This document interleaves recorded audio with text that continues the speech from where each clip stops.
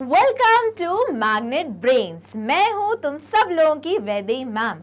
तो मैम आज क्या लेके आए? आज हम वो स्ट्रैटेजी डिस्कस करने वाले हैं, वो बॉम्ब को डिफ्यूज करने वाले हैं, जिससे हमें ये पता चलेगा कि हमको फुल ऑन फुल स्कोर लेके कैसे आने हैं। अब बोलोगे मैम ये तो हमको पता है, पढ़ना है बहुत ज्यादा तो खुद ही आ जाएंगे मार्क्स। नहीं नहीं भैया, स्मार्ट स्टडीज नाम की भी कोई चीज होती है। आज हम उसी पे फोकस करेंगे और उसके अकॉर्डिंग अपनी स्ट्रैटेजी कैसे चेंज करनी है वो समझेंगे। अब देखो, जब भी तुम सीबीएसई में आंसर लिख के आते हो, तुम घर आते हो, तुम बोलते हो मम्मा फुल आएंगे मार्क्स, पर वहीं गड़बड़ा जाते हो। क्यों? क्योंकि तुम्हारा कैलकुलेशन गलत तरीके से होता है और जब एक्चुअल के मार्क्स आते तो वो मार्क्स आधे मिलते जो भी तुमने कैलकुलेट किए होंगे। तो ऐसा तो कुछ होगा ना जो तुम नहीं देख रहे हो, और जो चेकिंग के टाइम पे कुछ हो रहा है तो वो चेकिंग किस पॉइंट ऑफ व्यू को देख के की जाती है, किन कीवर्ड्स को देख के की जाती है, क्या कोई पॉइंटर्स जो सीबीएसई की आंसर की में आती है जिसको हम लोग बैठ के चेक करते हैं, देखते हैं। क्योंकि भैया मैंने बताया था मैं भी एक इवैल्यूएटर रही हूं और शायद रहूंगी भी आगे, शायद क्या रहूंगी आगे। तो जब भी कोई क्वेश्चन पेपर आता है हमारे पास, उसके साथ सीबीएसई उसकी मार्किंग स्कीम भी भेजता है कि बच्चे ने अगर ऐसा कुछ लिखा है तो ही मार्क्स देने हैं। ठीक है, तो वही समझना है ऐसा क्या लिखना है और किस तरीके से लिखना है, क्योंकि हम लोगों के पास एक दिन में आती हैं 100 कॉपीज और 100 कॉपीज चेक करना भैया इजी टास्क तो होता नहीं है। तो खुद बताओ, एक कॉपी आई और मैंने खोलना शुरू किया, एक तो हैंड राइटिंग गड़बड़, तो मेरा आधा दिमाग तो वैसे ही खराब हो गया। मैं नहीं मेहनत करने वाली इसको चेक करने के लिए। तो फिर भी मेरे को दया आ गई, नहीं भैया मार्क्स देने हैं इसको। तो अब ऐसा क्या वो स्ट्रैटेजी है, क्या ऐसे की टर्म्स है जो मैं देखूंगी कि नहीं नहीं अरे ये लिखा है, चलो मार्क करो, इसको मार्क्स देना शुरू करो। तो हम अब मार्क्स गेन कैसे करेंगे वो समझेंगे कि कॉपी चेक कैसी होती है। तो जिस तरीके से कॉपी चेक होती है उसी तरीके से आंसर लिखना शुरू करो, तो बट ऑब्वियस अपने मार्क्स फुल आएंगे। तो चलो स्टार्ट करते हैं आज का लेक्चर। तो आज हम क्या देखने वाले हैं, हम subject wise marking scheme study करने वाले हैं कि किस तरीके से मार्क्स का डिस्ट्रीब्यूशन होता है और फिर उसके अकॉर्डिंग हम अलाइन करेंगे अपनी स्ट्रैटेजी को। तो जो पहले तुम देख सकते हो, बोलोगे मार्किंग स्कीम कहां मिलेगी मैम, तो जाओ ये स्क्रीनशॉट लेना स्टार्ट करो, क्योंकि यही स्टेप्स तुम फॉलो करोगे तो तुमको अपनी मार्किंग स्कीम हर सब्जेक्ट की हर ग्रेड के अकॉर्डिंग मिलेगी। ठीक है, सीबीएसई की वेबसाइट पे 9 से लेके 12 तक की मार्किंग स्कीम है वहां पे। ठीक, तो क्या टाइप करोगे, सबसे पहले भैया टाइप करो तुम cbse.nic.in।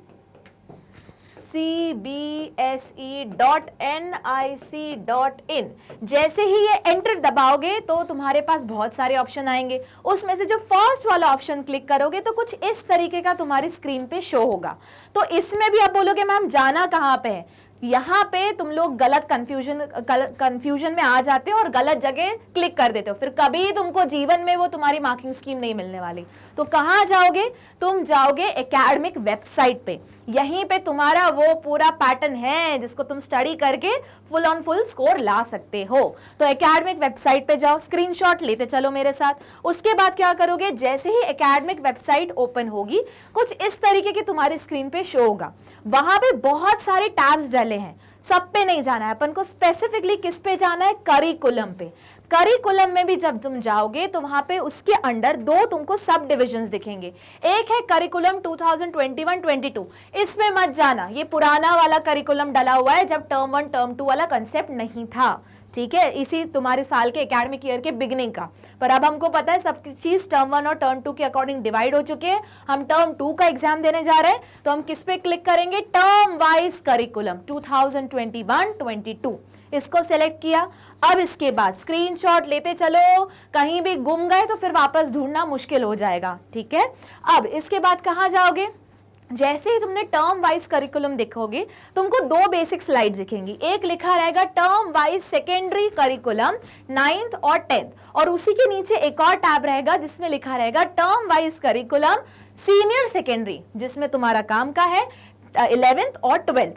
ठीक है, अब जब तुम अपना टर्म वाइज सेकेंडरी करिकुलम को सिलेक्ट करोगे उसके अंदर तुम्हारे सब्जेक्ट्स आ जाएंगे। अब बोलोगे मैम सब्जेक्ट्स ढूंढेंगे कैसे, कोई बात नहीं, जितने भी लैंग्वेज वाले सब्जेक्ट है जैसे इंग्लिश हुआ, हिंदी हुआ, वो कहाँ मिलेगा तुमको, तुम्हारे टर्म वाइज लैंग्वेज में। अगर कोई दूसरी लैंग्वेज पढ़ रहे हो, संस्कृत पढ़ रहे हो, फ्रेंच पढ़ रहे हो, तो वो भी कहाँ जाएगा, इसी जगह पे जाएगा। ठीक है। उसके बाद आता है तुम्हारा मेन सब्जेक्ट्स। तो मेन सब्जेक्ट्स में कौन कौन आएंगे तुम्हारे? आएगा साइंस, 10th के लिए बता रही हूँ, साइंस, सोशल, मैथ्स। तो ये सब तुम्हारा किस में जाएगा? मेन सब्जेक्ट्स में, यहाँ पे। और अगर तुम्हारा कोई दूसरा इलेक्टिव है, जैसे तुम्हारा हुआ आईपी है ना, कंप्यूटर साइंस न्यू वाला, तो वो कहाँ मिलेगा उसका? यहाँ पे तुमको मिलेगा term wise other academic electives. तो वहां जब क्लिक करोगे तो तुमको अपने जो ऑप्शनल सब्जेक्ट्स रहते हैं वो वहां पे मिलेंगे, क्योंकि तुमको पता है बेस्ट ऑफ 5 वाला कंसेप्ट है, तो उसमें जो एक सब्जेक्ट है 6th वाला सब्जेक्ट वो इस जगह मिलेगा।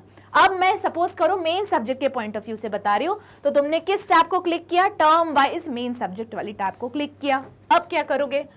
तो अब जब तुम सिलेक्ट करोगे टर्म वाइज मेन सब्जेक्ट, तो कुछ इस तरीके का कोर्स तुमको दिखेगा। वहां सब्जेक्ट्स आएंगे तुम्हारे साइंस, सोशल, मैथ्स। उसमें से सपोज करो तुमने साइंस को क्लिक कर लिया, तो एक पीडीएफ खुलेगी, ठीक है, उसको डाउनलोड कर लो भैया, बहुत काम की चीज है।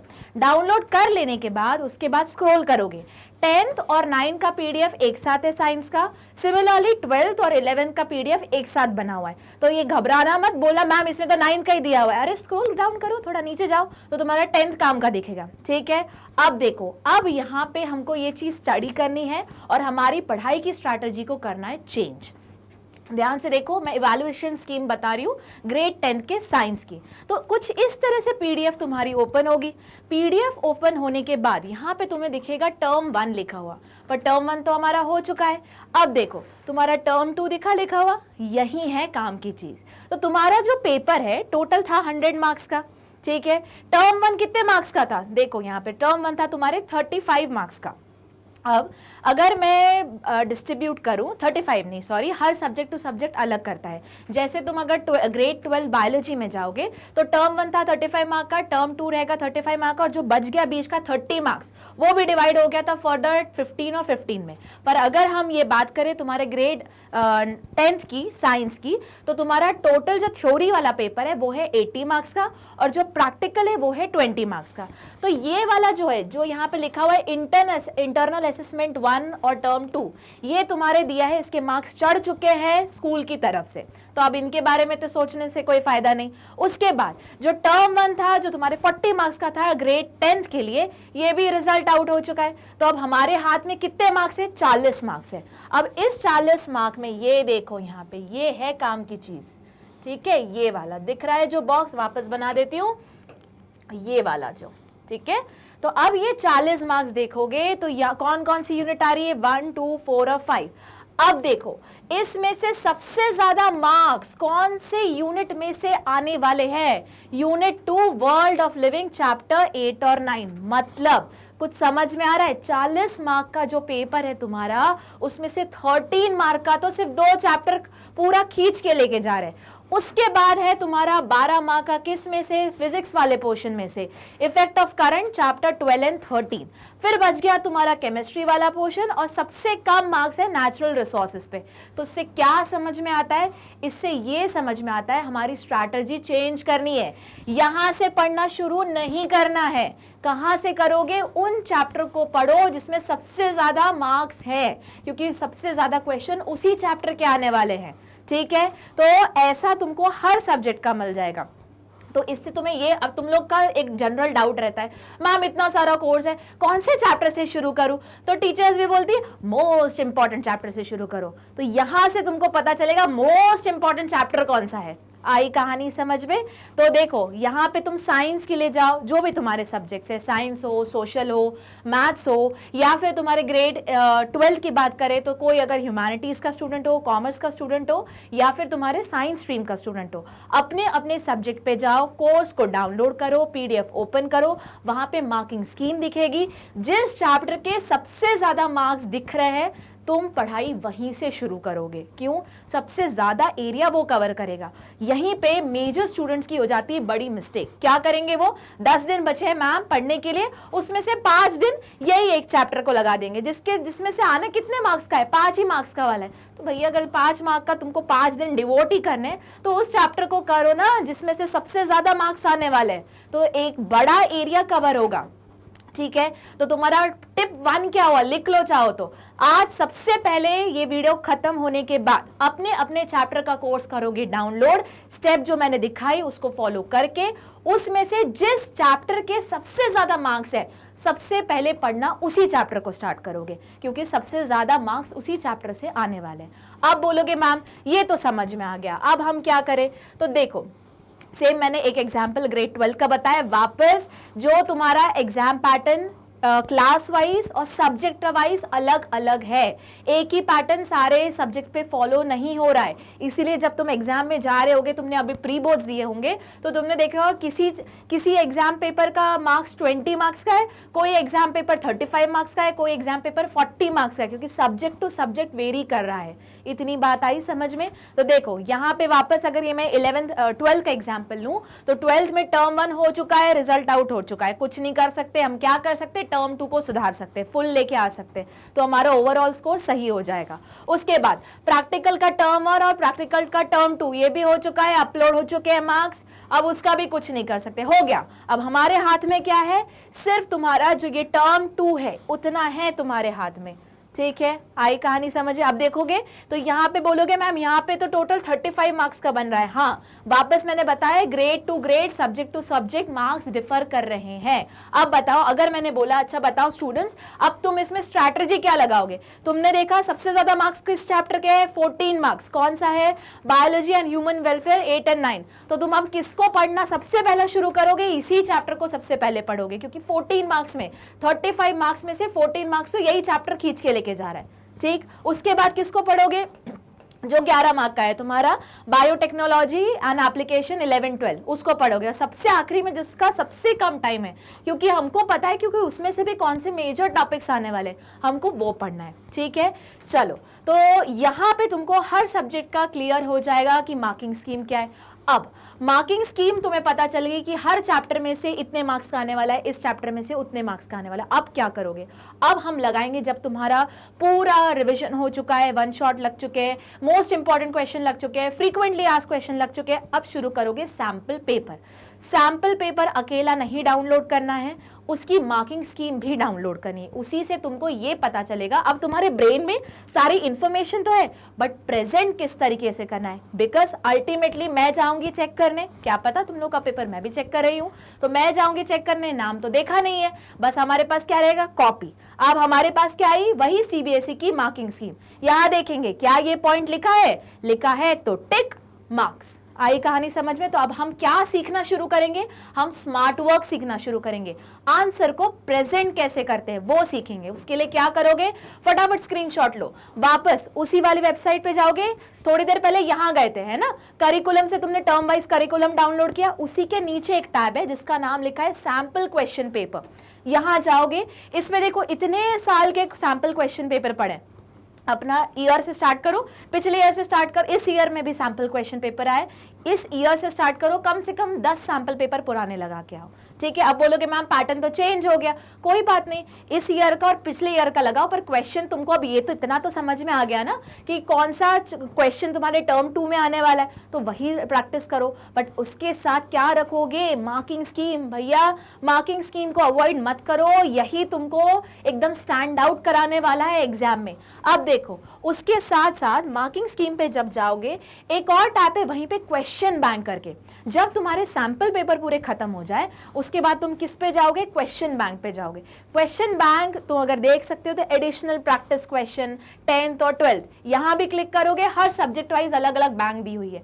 तो बेसिकली अगर हमने वो सारा मटेरियल तैयार कर लिया जो सीबीएसई खुद दे रही है, मतलब हमारे पास आधे से ज्यादा पेपर तो हम घर से करके गए हैं। कुछ आ रही है कहानी समझ में? अलग अलग रिफ्रेशर के ऊपर जंप करने से पहले जो बॉडी पेपर बना रही है तो वो बना कहीं से तो रही होगी, वही तो उसने स्टडी मटेरियल के फॉर्म में दिया है, वही स्टडी मटेरियल पहले पढ़ लो, तो तुम्हारा आधा पेपर तो तुम्हारे पास पहले से है, आधा के आधे से ज्यादा पेपर, 80% पेपर तुम्हारे पास इसी में से आने वाला है। किस में से? तुम्हारा सैंपल क्वेश्चन पेपर, उसके बाद क्वेश्चन बैंक में से। तो आधी चीजें 80% पेपर तुम खुद करके जाओगे। अब बचा 20%, उसके लिए तुम्हें अपना यूज करना है लॉजिक, पर वही क्वेश्चन को तोड़ मरोड़ के अलग अलग तरीके से पूछा जाता है। आई कहानी समझ? देखो अब मूव करते हैं अगली स्लाइड में। क्या है जो मैं सबसे इंपॉर्टेंट बता रही थी, तो ये है तुम्हारा वही एटॉमिक न्यूक्लियर बॉम्ब जो तुमको दिलाने वाला है फुल मार्क्स। कैसे मैम? तुम लोग सबसे बड़ी गलती क्या करते हो, तुम सिर्फ क्वेश्चन सॉल्व करते हो, सॉल्व करते जाते हो, बोल रहे बन रहा है बन रहा है बन रहा है, पर तुमने ये नहीं देखा कि उसको प्रेजेंट कैसे करना है। तो देखो मैं एक एक करके डिस्कस करूंगी। यहाँ जब तुम सैंपल पेपर पे सिलेक्ट करोगे तो वहां पे ऐसा कुछ लिखा हुआ आएगा टर्म 1 टर्म 2। अपना टर्म 1 कुछ काम का नहीं, छोड़ दो, टर्म 2 पे आओ। सपोज करो बायोलॉजी पे ही आ रही हो, तो अब तुम डाउनलोड क्या करने वाले हो, सैंपल क्वेश्चन पेपर, साथ में उसकी मार्किंग स्कीम। तो यहां से तुमको वो मेन पॉइंट मिलने वाला है कि अपना स्कोर कैसे होने वाला है। ठीक है, तो अब देखते हैं, एक एक करके हम स्टडी करते हैं। जब मैंने उसको ओपन किया तो ओपन करने के बाद मुझे कुछ इस तरीके से दिखा। ये अभी इतना मैंने सिर्फ एग्जांपल लिया है, पूरा पीडीएफ ही होगा। 2 पीडीएफ डाउनलोड करोगे। कौन कौन सी मैम? एक सैंपल क्वेश्चन पेपर और दूसरा क्या करोगे, उसी की मार्किंग स्कीम। तो चलो एक एक करके एनालाइज करते हैं और फिर अपनी स्ट्रैटेजी बनाएंगे। तो जब तुम इस पे सिलेक्ट करोगे, 2 पीडीएफ तुमको डाउनलोड करनी है, SQP MS। अब उसके बाद क्या होगा, एक पीडीएफ आएगी, डाउनलोड होगी, दोनों को इकट्ठे पढ़ना स्टार्ट करना है। यहाँ पे क्वेश्चन देखो, उसी का मार्किंग स्कीम में आंसर देखो। अब आंसर देखना इंपॉर्टेंट नहीं है, उसके अंदर देखना क्या है वो मैं बता रही हूँ। तो देखो सपोज करो मैंने बायोलॉजी का ही पेपर लिया है, पहला क्वेश्चन मैं डिस्कस कर रही हूँ। तो पहला क्वेश्चन तुमको पता है बायोलॉजी में, बायोलॉजी क्या जनरली 3 सेक्शंस रहते हैं, section A, section B, section C. Number अलग अलग सब्जेक्ट के अकॉर्डिंग अलग अलग हो जाएंगे, ग्रेड्स के अकॉर्डिंग। जो सेक्शन ए का क्वेश्चन रहेगा वो 2 मार्क का रहेगा, सेक्शन बी का 3 मार्क का रहेगा, और सेक्शन सी जो तुम्हारा केस स्टडी बेस्ड क्वेश्चन हो सकता है, 4 मार्क का भी हो सकता है, 5 मार्क का भी हो सकता है। अगेन डिपेंड करेगा कौन से ग्रेड में तुम हो और कौन से सब्जेक्ट का पेपर देख रहे हो। तो सपोज करो मैंने बायोलॉजी ले लिया, सेक्शन ए। अब मुझे पता है सेक्शन ए कितने मार्क्स का है, 2 मार्क का है। ठीक, अब देखो क्वेश्चन पढ़ो। एक एग्जांपल ले रही हूं, human have innate immunity for protection against pathogen that may enter the gut along with the food. अब देखो यहां तक तो वो सिर्फ इंफॉर्मेशन दे रहे हैं, क्वेश्चन नहीं है। क्वेश्चन क्या है, what are the 2 barrier that protect body from such pathogen. अब तुम बोलोगे मैम ये तो 2 मार्क का है, मतलब 2 पॉइंट्स लिख दो, आंसर खत्म। अब ये तुमको लग रहा है, देखते हैं जो तुम सोच रहे हो क्या सीबीएसई के मार्किंग स्कीम के अकॉर्डिंग भी वही लिखा हुआ है। तो देखो इसकी आंसर की देखो, अब आंसर की तुम देखोगे तो तुम्हें थोड़ा सा कुछ अलग दिखेगा। क्या? अब बोलोगे मैम ये 2 मार्क का ही तो है, ये थोड़ी ना देखना है। क्या देखना है मैम? फिर देखो उन्होंने 2 वेज पूछे थे तो तुमने सोचा कि चलो 2 पॉइंटर्स लिख देते, तो 1 मार्क इसका 1 मार्क इसका, वहीं गड़बड़ है। देखो 1 मार्क तो इसका है, जैसे तुम्हारे 2 बैरियर्स पूछे थे तो उन्होंने लिखा फिजिकल बैरियर। अब उसमें तुम्हें एनालाइज क्या करना है, इसका था 1 मार्क। अब अगर तुम देख सकते हो दूसरा है फिजियोलॉजिकल बैरियर। अब यहां पे अगर तुम देख सकते हो क्या लिखा है, हाफ एंड हाफ, मतलब जो 1 मार्क का भी क्वेश्चन है उसके अंदर भी तुमको 2 पॉइंट्स लिखने पड़ेंगे, तब जाके तुमको 1 मार्क मिलेगा। मतलब स्ट्रैटेजी समझो, अगर तुम सोच रहे हो बड़ा बड़ा लिख के आ जाएंगे तो तुमको 2 मार्क्स पूरे मिल जाएंगे, नहीं। इन्हीं को बोलते हैं टर्म, कीवर्ड्स, जो तुमको अब हर चैप्टर के चैप्टर वाइज बनाने हैं, टॉपिक वाइज बनाने हैं। तो कुछ समझ में आ रहा है? तुम्हारे स्ट्रैटेजी में देखो चेंज आएगा अब थोड़ी देर में। मैं एक एक करके स्ट्रैटेजी भी एंड में डिस्कस करूंगी, बट सबसे पहले तुमको अब ये 1 दिन पूरा डिवोट करना है यही काम करने के लिए कि सबसे पहले क्या करोगे, क्वेश्चन पेपर, मार्किंग स्कीम के अंदर एनालिसिस करोगे कि हर टॉपिक वाइज चैप्टर वाइज वो कैसा क्वेश्चन पूछ रहे हैं।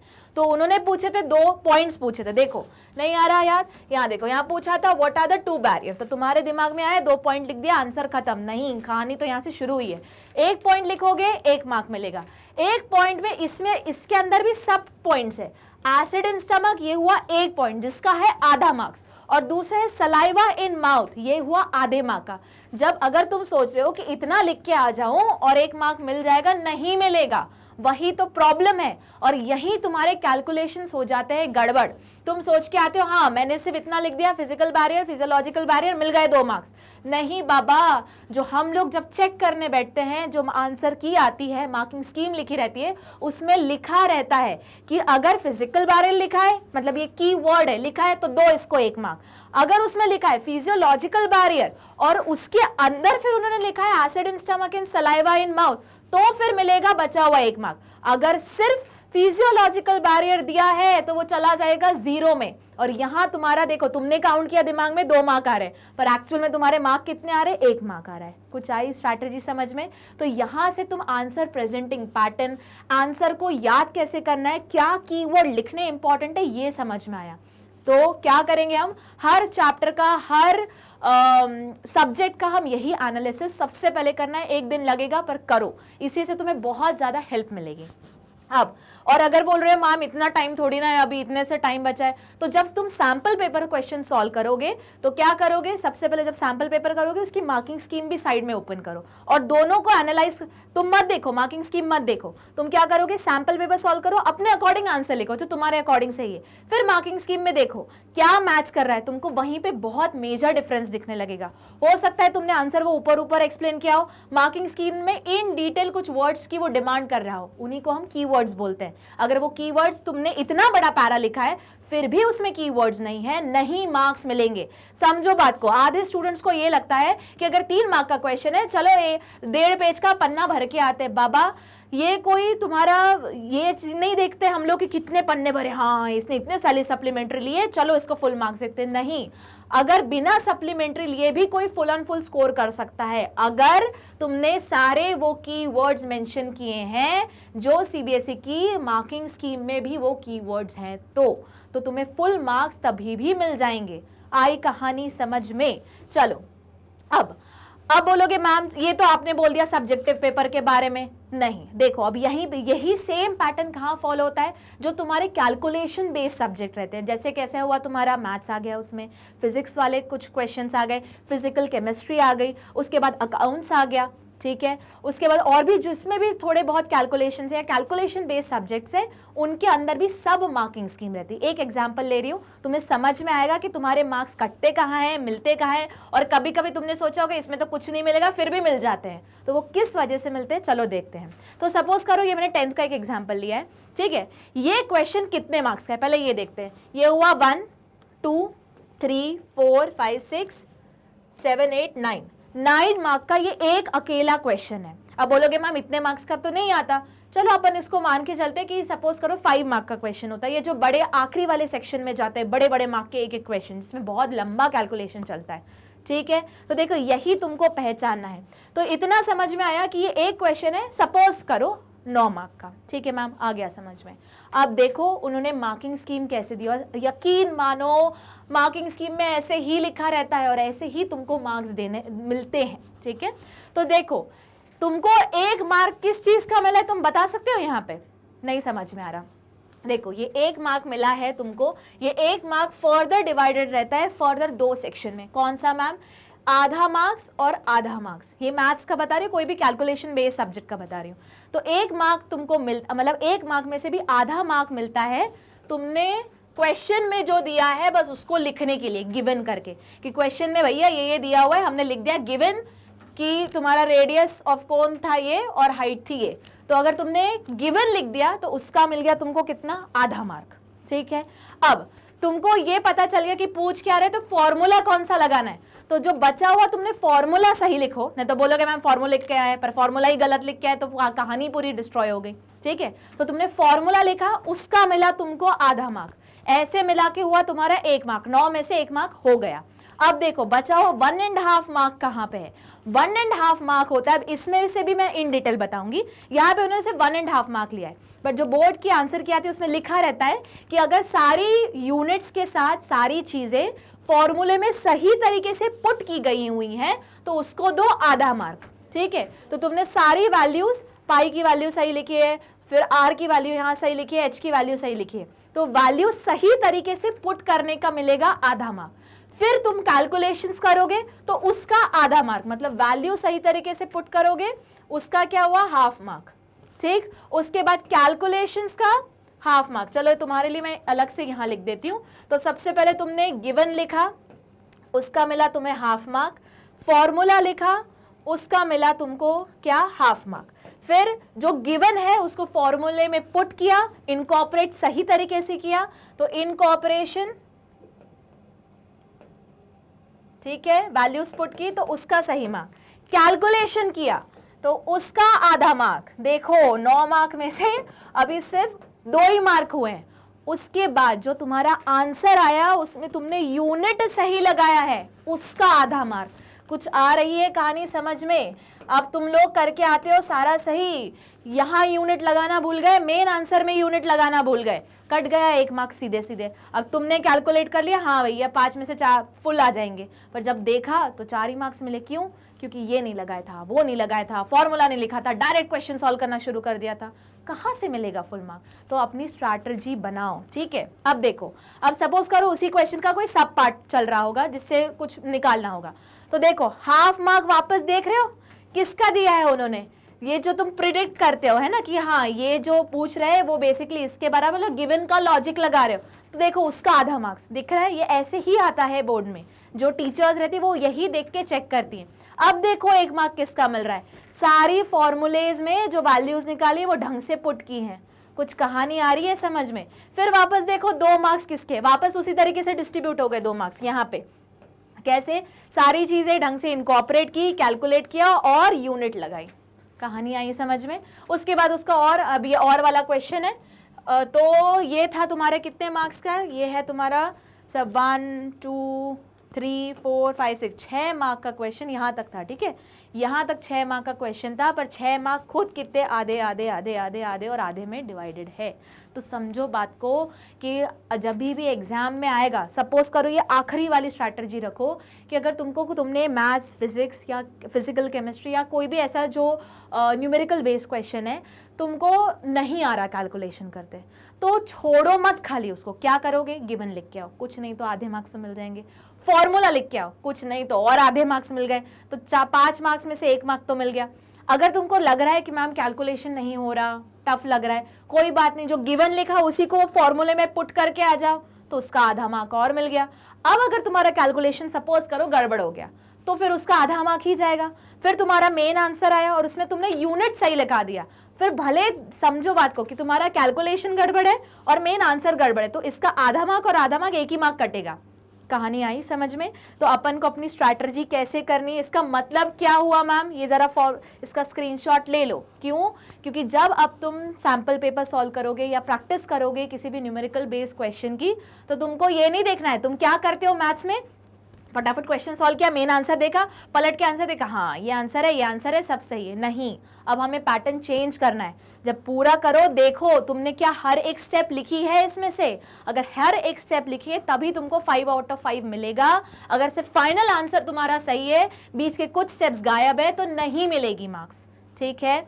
चलो अब बोलोगे मैम ये तो सब कुछ हो गया, आपने न्यूमेरिकल बेस्ड क्वेश्चन का बता दिया, लिटरेचर सब्जेक्ट्स का क्या? तो देखो यहाँ पे लिटरेचर सब्जेक्ट्स में जहाँ पे तुम लोग के पॉइंट्स कटते हैं वो सबसे पहला होता है ग्रामर।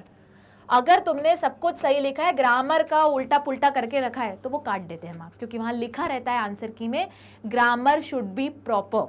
मतलब हर टीचर एक एक क्वेश्चन पढ़ती है और ग्रामर वहाँ स्पेलिंग मिस्टेक्स है ना, स्पेलिंग मिस्टेक, अगर स्पेलिंग मिस्टेक रही, ग्रामर गड़बड़ रहा, उसके बाद तुम्हारे कॉमास, फुल स्टॉप, ये सब कुछ जो प्रेपोजिशंस है, फिर तुम्हारा जो भी है, ये सारी चीज़ें अगर ढंग से नहीं है तो वहाँ तुम्हारे मेजर मार्क्स कटते हैं। इसलिए जब तुम एनालाइज करोगे तो देखोगे जनरली लैंग्वेज में मार्क्स चले जाते हैं, क्योंकि कितना भी हम ट्राई करें कहीं ना कहीं कुछ ना कुछ तो गड़बड़ हो ही जाती है, ठीक है। अब देखो ये मैं तुम्हें सेक्शन सी बता रही हूँ जो लिटरेचर का पार्ट है। अब ये क्वेश्चन है, एक एग्जाम्पल है, ये बोर्ड का ही पेपर है, ठीक है, वहीं से मैंने लिया है एज अ तुमको बताने के लिए। तो देखो कितने साफ सुथरी तरीके से लिखा है, एकदम साफ तरीके से मेंशन करो कौन सा सेक्शन अटेम्प्ट कर रहे हो, साफ तरीके से मेंशन करो कौन सा क्वेश्चन अटेम्प्ट कर रहे हो। अब ये एक ही क्वेश्चन है जो है 4 मार्क का। अब तुम पैरा लिख के आओगे तो सारी कहानी गड़बड़ा जाएगी, कि इतना टाइम नहीं है किसी के पास रीडिंग करने का। तुम खुद सोचो, मेरे पास 100 कॉपी आई है, मैं एक एक करके एक एक लाइन थोड़ी ना चेक करने वाली हूँ, मैं तो क्या ढूंढूंगी, कीवर्ड्स ढूंढूंगी, इनफैक्ट लिटरेचर में भी कीवर्ड्स ढूंढूंगी, ठीक है। अब देखो तो ये 4 मार्क का उसने क्या किया, 4 पॉइंट्स में बना के फटाफट लिख दिया। तो देख रहे हो यहाँ पे 1 पॉइंट लिखा, 1 मार्क लिखा है, यहाँ 1 मार्क दिया है, यहाँ पे 1 मार्क दिया और यहाँ का 1 मार्क दिया। तो टोटल ये क्वेश्चन था 4 मार्क का, उसको सब डिवाइड करके उसको 4 मार्क्स वैसे मिले। उसके बाद जो तुम्हारा लिटरेचर है तो उसमें ज़्यादा फोकस वापस याद रखना है अपन को, क्या सही रखना है, ग्रामर सही रखना है, स्पेलिंग सही रखनी है, और जो फॉर्मेट रहता है जैसे नोटिस हुआ, पैराग्राफ राइटिंग हुआ, इन सबके फॉर्मेट एकदम प्रॉपरली फॉलो करने। जैसे रहता है ना हर इसमें इंट्रोडक्शन आएगा, फिर बॉडी आएगी, फिर कंक्लूजन आएगा, तो वही पैटर्न लगाना, अपना अलग एक्स्ट्रा दिमाग नहीं लगा के आना है। होगा क्या, तुमको लगा के ये अच्छा लग रहा है मैम ज़्यादा, ये बढ़िया लग रहा है, नहीं ये बढ़िया नहीं लग रहा, जो आंसर की आई है CBSE बोर्ड में से वहाँ वो नहीं लिखा हुआ है, तो तुमको वही पढ़ना है जो तुम्हारे टीचर्स ने बताया, जो तुम्हें पढ़ते आए हो, जो बुक्स में पैटर्न दिए वही पैटर्न फॉलो करना है। अब बोलोगे मैम ये समझ में आ गया, अब डायग्राम बेस का क्या करें? तो देखो यहाँ पे वापस मैंने बायोलॉजी का एक एग्जाम्पल लिया है, टर्म 1 का है ये, टर्म 2 का ये बडिंग वाला, ठीक है, 10th का ए सेक्सुअल रिप्रोडक्शन। अब बोलोगे मैम ऐसे डायग्राम बनाएंगे क्या? वापस जहाँ भी डायग्रामेटिक क्वेश्चन है, समझो एक चीज समझो, कोई भी यहाँ ये नहीं देख रहा है कि तुम्हारी ड्राइंग कितनी सुंदर है, उनको किस चीज से मतलब है, लेबलिंग सही की है कि नहीं। तो अगर तुम्हारा, आप देखो ये हाइड्रा ही है, ठीक है, अब बोलोगे मैम ऐसा थोड़ी ना हाइड्रा दिखता है, हाँ नहीं दिखता है, पर फिर भी उसको यहाँ जितने मार्क्स के, अगर ये 2 मार्क्स का था तो फुल 2 मार्क्स मिले, क्यों? क्योंकि उसने लेबलिंग ढंग से की हुई है, ठीक है। अब अगर मैं इसकी आंसर की बताऊं तो सपोज करो इन्होंने पूछा है रिप्रोडक्शन इन हाइड्रा बताओ पूरा डायग्रामेटिक प्रेजेंटेशन। अब तुमने एक डायग्राम बना दिया, उसमें लेबलिंग कर दी, खत्म, नहीं, वहीं पे प्रॉब्लम है। वापस आंसर की में कैसे लिखा होगा, 4 स्टेप में हो, हर स्टेप की क्या हो, हाफ मार्क की मार्किंग स्कीम में मेंशन किया हुआ रहेगा। अब देखो डायग्राम ड्राइंग कुछ भी चलने दो, पर लेबलिंग हर जगह प्रॉपर है, यहाँ पे मेंशन किया है स्मॉल बर्ड, डेवलपिंग बर्ड, ठीक है। तो वापस अपन को डायग्राम में, अगर तुमसे ड्राइंग अच्छी नहीं बनती, बोलोगे मैम मुझसे ड्राइंग अच्छी नहीं बनती, फिर भी बनाना पड़ रहा है, कोई बात नहीं, उसका ड्राइंग अपने हिसाब से बेस्ट दो, फिर ड्राइंग वापस कोई जज नहीं कर रहा है, पर लेबलिंग सही करना, उसका स्पेलिंग सही करके आना, नहीं तो पता चला लेबलिंग सही करके आओगे, उसकी स्पेलिंग गड़बड़ है, मार्क्स कट जाएंगे, स्ट्रेट अवे कट जाते हैं, ठीक है। तो ये हुआ तुम्हारा प्रेजेंटेशन कैसे करना है, स्मार्ट वर्क कैसे करना है। उसके बाद अब क्या होता है, बहुत बार जनरली सारे टीचर्स बताते हैं कि बड़े क्वेश्चन से स्टार्ट करो, बस सीक्वेंस में स्टार्ट करो। तो तुमने सपोज करो क्वेश्चन पीछे से स्टार्ट किया या गलती से भूल गए और सामने से स्टार्ट कर रहे हो, ठीक है। अब टाइम नहीं है तुम्हारे पास, जो भी क्वेश्चन अटेम्प्ट करे तुम्हारे पास टाइम बिल्कुल भी नहीं है। अब इतना भी टाइम नहीं है कि 4 या 5 लाइन लिख सके, मत जाओ, स्मार्ट वर्क पे मूव करो, मत लिखो लाइन। हाँ, अब लिटरेचर में तो लिखना पड़ेगा ना, तो वहां भी जाके फ्लो चार्ट बना के आ जाओगे तो गड़बड़ हो जाएगा। ये सब कुछ लिटरेचर वाले सब्जेक्ट्स को छोड़ के ये लॉजिक अप्लाई हो जाएगा। टाइम नहीं है, कोई बात नहीं, किस पे मूव करो, मेन पॉइंट्स आ जाने चाहिए तुम्हारे आंसर में, तो फ्लो चार्ट बना दो। फ्लो चार्ट में अगर हर चीज ढंग से लेबल्ड है, हर चीज ढंग से मेंशन की गई है, वही की वर्ड्स मेंशन है, तो फुल मार्क्स मिलेंगे। देखो अब यहाँ पे मिटाया हुआ है, पर ये सपोज करो आंसर 5th है, मतलब सेक्शन है, मतलब 2 मार्क्स का, ठीक है। तो 2 मार्क्स का है। अब इस बच्चे के पास टाइम नहीं था ज्यादा लिखने का, तो उसने क्या किया, उन्होंने, हो सकता है ये सोशल का क्वेश्चन है, उन्होंने बताया हो कि बताओ मिनरल्स को डिटेल डिस्क्रिप्टिव आंसर दो। इतना टाइम नहीं है लैंग्वेज लिखने का, उसने बस किया मिनरल 2 में डिवाइडेड है, metallic mineral, non metallic mineral, social नहीं, ये तो अपना ये दिख रहा है केमिस्ट्री, ठीक है, metallic mineral, non metallic mineral, और फिर उसके अंदर और फर्दर डिवाइड कर दिया। कीवर्ड्स तो आ गए ना पूरे, मिल जाएंगे, फुल मार्क्स मिल जाएंगे। तो अपन को अगर साइंस में, सोशल में, इन सब सब्जेक्ट्स में ये फायदा है कि अगर तुम्हारे पास लिटरेचर मतलब नॉन लिटरेचर वाले सब्जेक्ट्स में फायदा है, टाइम नहीं है कोई बात नहीं, डायग्राम्स, ब्रेन मैप्स, उसके बाद फ्लो चार्ट्स, इससे बना के भी अपना आंसर लिख के आओगे, बस की वर्ड्स मेंशन करना, तो मार्क्स फुल मिलेंगे, ठीक है। चलो अब देखते हैं अपन इससे क्या कंक्लूड किया हमने। तो इससे फाइनल कंक्लूजन क्या मिलता है मैम, तो लिखो जरा। अब अपनी स्ट्रैटेजी की तुमने चेंज, पहले तो तुम हर चैप्टर पढ़ना शुरू करोगे। वापस चैप्टर कैसे पढ़ोगे, जिस चैप्टर के मार्किंग स्कीम में है मैक्सिमम मार्क्स, तो मैक्सिमम टू मिनिमम पढ़ोगे, ठीक है। मतलब जिस चैप्टर के सबसे ज्यादा मार्क की वैल्यू है पहले वो चैप्टर खत्म करेंगे, उसके बाद जिस चैप्टर की सबसे कम वैल्यू है उन चैप्टर को खत्म करेंगे। अब खत्म करने के लिए क्या करेंगे, जो जितने पुराने वीडियोस हैं एक्सप्लेनेशन के वो देखो और 1 शॉट देखो। अब देखना ही नहीं है, उसके बाद खुद के क्या बनाने हैं, इसी में आएगा तुम्हारे नोट्स बनेंगे।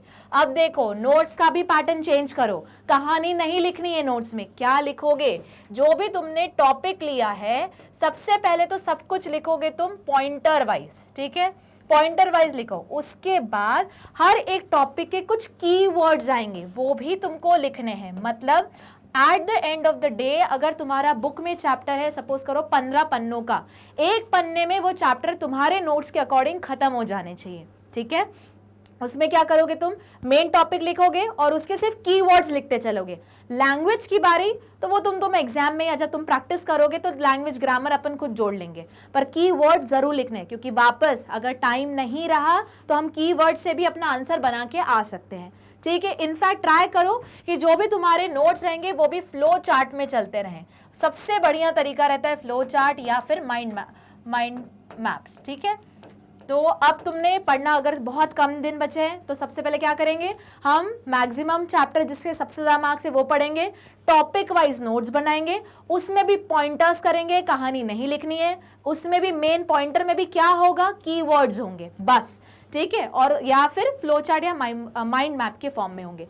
उसके बाद जब तुम्हारे चैप्टर पूरे खत्म हो जाए, मेमोराइज हो जाए, मतलब तुमने एक्सप्लेनेशन की वीडियोस देख लिए, वन शॉट की वीडियो देख लिए, अब क्या करोगे, अब तुम जाओगे उसी चैप्टर के मोस्ट इंपॉर्टेंट और फ्रीक्वेंटली आस्क्ड क्वेश्चंस पे, ठीक है। फ्रीक्वेंटली आस्क्ड क्वेश्चन पे उनको भी साइड बाय साइड पढ़ोगे, रोज 1 घंटा अपन को सुनना है उनको, क्योंकि उससे भी वो भी वापस इसकी भी स्ट्रैटेजी सेम इसी तरीके से, जिन चैप्टर के मैक्सिमम मार्क्स हैं उन्हीं को हम पहले पढ़ेंगे।